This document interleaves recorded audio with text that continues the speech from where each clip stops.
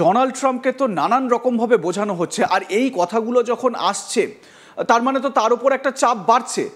এই মুহূর্তে যা পরিস্থিতি, মানে ওই কনফ্লিক্টের কোনো জায়গা কিন্তু এই মুহূর্তে নেই। যে কনফ্লিক্টের জায়গা থেকে চীন সরে এসে ভারতের সঙ্গে হাতে হাত মেলাচ্ছে, ডোনাল্ড ট্রাম্পকেও তো বুঝতে হবে যে এই কনফ্লিক্টের জায়গা এই মুহূর্তে যে ওয়ার্ল্ড অর্ডার তৈরি হয়েছে তাতে সেই কনফ্লিক্টের জায়গা নেই। কিন্তু মানে আমি এটা জানতে চাইছি যে ইউরোপীয় তার যে সহযোগীরা রয়েছে তাদের কাছে তো বটেই, আমেরিকার ভেতরেও, ইউএসের ভেতরেও, ইউএসের যে অ্যাডমিনিস্ট্রেশন রয়েছে, ট্রাম্পের যে অ্যাডমিনিস্ট্রেশন রয়েছে, সেই অ্যাডমিনিস্ট্রেশনের মধ্যেও কি ডোনাল্ড ট্রাম্প পুরো একা হয়ে পড়ছেন এই মুহূর্তে?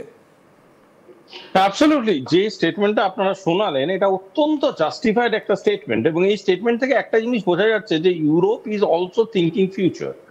আমি ভবিষ্যৎ ভাবতে গেলে সব থেকে বড় কনজিউমার মার্কেট, সব থেকে বড় ম্যানুফ্যাকচারিং মার্কেট, সব থেকে বড় ট্রানজাকশনাল পোডিয়ামকে আমি কখনোই উপেক্ষা করতে পারি না, এটাই বোঝাবার চেষ্টা করছে।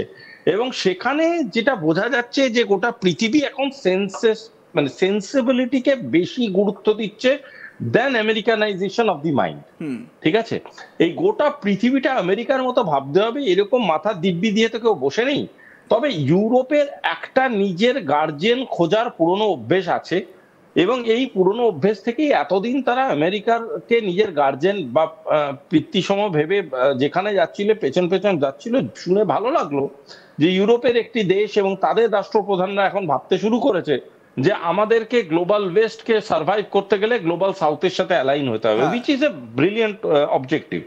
সেকেন্ডলি, একটা কথা বোঝাটা দরকার, গ্লোবাল সাউথের লিডার হিসেবে কিন্তু যাদেরকে রেকগনাইজ আমরা করছি বা জেনারেল মানুষ করছে, তারাও রেকগনাইজ করছে আরআইসি। আরআইসি কে যখনই রেকগনাইজ করা হবে তখনই একটা জিনিস বোঝার দরকার আছে, কেন আজকে আমেরিকা থেকে তারা সরে আসতে চাইছে। তার মূলত তিনটে কারণ। প্রথম কারণ, যেটা আমরা প্রথমে ডিসকাস করলাম, সেটা হচ্ছে সেন্স অফ রেসপেক্ট, যেটা তারাও পায়নি। ইউরোপ যদি মনে করে থাকে তারা আমেরিকার থেকে খুব রেসপেক্টফুল ট্রিটমেন্ট পেয়েছে, না, পায়নি। তাদেরকে কিছু ডেকোরেটেড দালাল হিসাবে তারা কাজ করেছে এবং বিভিন্ন যুদ্ধে তারা মিডলম্যান হিসাবে কাজ করেছে অস্ত্র সাপ্লাই এ।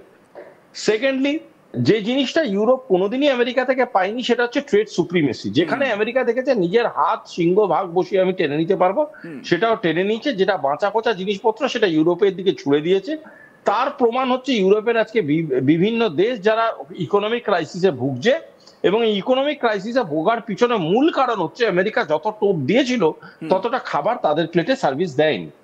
থার্ড এবং দ্য মোস্ট ইম্পর্টেন্ট কারণ, সেটা হলো যে এরাও কোথাও গিয়ে অ্যানালাইসিস করছে যে আজকে যখন ব্রিক্স বলুন, বিমস্টেক বলুন বা এসসিও বলুন, যেখানে ইন্ডিভিজুয়াল কারেন্সিকে এন্ডোর্স করা হচ্ছে, সেখানে এরাও তো ঘাসে মুখ দিয়ে চলে না। এরাও বুঝতে পারছে এটা আগামীর একটা প্রচ্ছদ ছবি তারা দেখতে পাচ্ছে, এবং এই আগামীর ছবিতে ইন্ডিভিজুয়াল কারেন্সি যেমন ইম্পর্টেন্ট হয়ে পড়ছে, সেরকম indications are very clear that একটা অল্টারনেট কারেন্সি হওয়ার চান্স আছে। এই অল্টারনেট কারেন্সি যদি হয়, তাতে ইউরোপ যদি লোকাল পার্টিসিপেন্ট হিসাবে না থাকে, তাহলে গ্লোবাল ট্রেডে তারা অনেক পিছিয়ে পড়বে, এবং গ্লোবাল ট্রেডে যদি তারা পিছিয়ে পড়ে, আলটিমেটলি তাদের যে মানে ইনফ্লাক্স গুলো হচ্ছে, সেই ইনফ্লাক্স গুলো আর হবে না। এবং সেটা যখন হবে না, তাদের মধ্যেও একটা আর্থিক ঘাটতি দেখা দেবে, যেটা কিন্তু অলরেডি ইউরোপের বহু দেশে অর্থনৈতিক ঘাটতি কিন্তু দেখা দিয়েছে। এবং এই অর্থনৈতিক ঘাটতির একটা বড় কারণ হচ্ছে এই আমেরিকার ভুল পলিসি এবং আমেরিকার ভুল ট্রেড রুট সিলেক্ট করা। এই জায়গাটায় দাঁড়িয়ে আমরা বলতে পারি যে ইউরোপও তার মানে ভাবনা চিন্তা শুরু করেছে অফ ডিকাপলিং এন্ড রিকাপলিং। কোন হাত ছাড়বো আর কোন হাত ধরবো বা কার দিকে হাত বাড়াবো, তার ইন্ডিকেশনও কিন্তু ইউরোপ দিতে শুরু করেছে। খুব একটা অবাক হবেন না যদি আগামী দিনে আপনাদের এই ধরনের বক্তব্য শুনতে পান, যেখানে ইউরোপিয়ান ইউনিয়ন, G7 বা এই ধরনের প্রতীকী সংগঠনগুলো এমন বার্তা দেয় যেটা BRI এর সাথে লিঙ্কড আপ বা SCOর সাথে লিঙ্কড আপ। হ্যাঁ, মানে খুব ইন্টারেস্টিং আপনি কথা বললেন, আমি সেটা নিয়ে আরও স্পেসিফিকভাবে আসবো।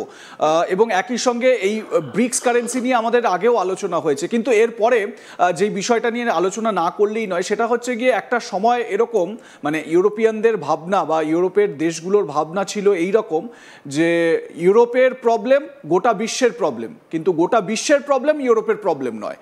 তো সেই জায়গা থেকে ভারতের বিদেশমন্ত্রী ডক্টর এস জয়শঙ্কর বারবার তার একেবারে স্পষ্ট এবং একদম নিখুঁত বক্তব্যে তিনি কিন্তু ইউরোপকে চোখে আঙুল দিয়ে দেখিয়ে দিয়েছেন যে তারা কি ভুল করছেন এবং তাদের কোনটা করা উচিত।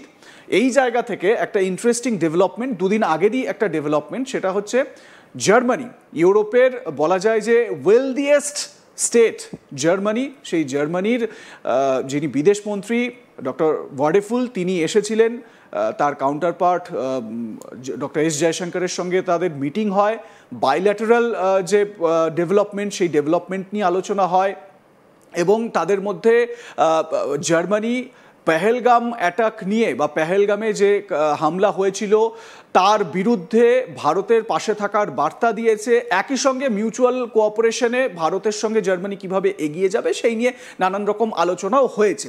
তো আমরা সেই কয়েকটা পিকলুপ আপনাদের দেখাচ্ছি এবং সেই সময়ের কিছু মুহূর্ত, দুদিন আগেই নয়াদিল্লির এই ছবি। ডক্টর এস জয়শঙ্কর তার বক্তব্য আপনারা চাইলে বিদেশ মন্ত্রকের যে বিভিন্ন সোশ্যাল পেজ সেখানে গিয়ে দেখে নিতে পারেন। আমরা সেখান থেকে একটা ছোট্ট পোর্শন ডক্টর এস জয়শঙ্করের বক্তব্যে তুলে ধরেছি, একবার শোনাই আমাদের দর্শকদের। Let me share with you some key points which came out of today's discussion. One, we greatly value the understanding that Germany has shown with regard to India's fight against terrorism. Minister Wadeful has himself been explicit about our right to defend our people against terrorist attacks. Our parliamentary delegation that visited Germany in June after Operation Sindoor was also warmly received. এবং একই সঙ্গে সুভাষিস ব্যানার্জি যে আলোচনাগুলো হয়েছে যে সেখানে আলোচনা এটাও হয়েছে যে ভারত এবং জার্মানি কিভাবে মিউচুয়াল ইন্টারেস্ট গ্রো করবে, কিভাবে তারা এগিয়ে যাবে ডেভেলপমেন্টের ক্ষেত্রে। একই সঙ্গে মানে প্রতিরক্ষা ক্ষেত্রে এটা খুব গুরুত্বপূর্ণ, প্রতিরক্ষা ক্ষেত্রে ভারত এবং জার্মানি কিভাবে একসঙ্গে কাজ করতে পারে।